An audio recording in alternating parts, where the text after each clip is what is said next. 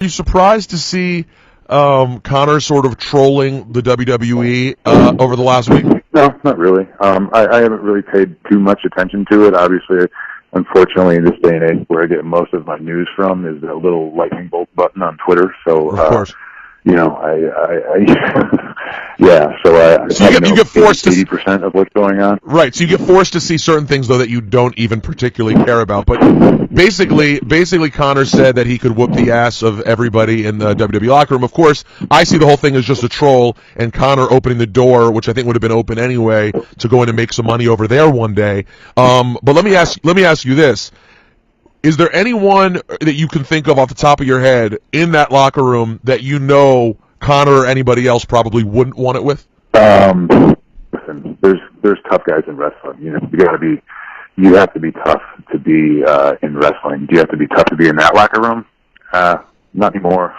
You know, it's a different world, and it's a different business. Not only from when I started, but from when I was there. You know, so. I think the thing that shocked me the most about what Conor said was the number of people who work there who responded to him, who should know better. You mean who you felt got kind of worked? I don't feel they got worked. They got worked. I mean, come on, you know, Ric Flair, come on, just stop, just knock it off. You know, like volunteering guys to fight Conor. I mean, it's across the board. It's not just the WWE guys. So I don't want anybody saying that I'm harping on WWE. I'm not. It's embarrassing. Like fighting with anybody on Twitter, you know.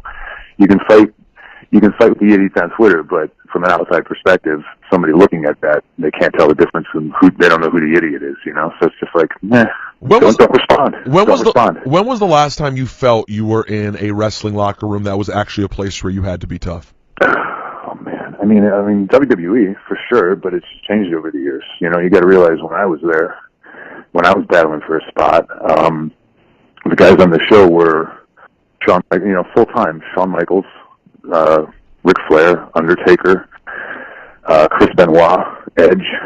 I mean, everybody was like this main event guy, you know. So like, you know, I was the new guy, and I was battling for the spot. Both Hardys were still there. Batista, you know, I'm forgetting like a ton of guys because JBL was I'm old now, but.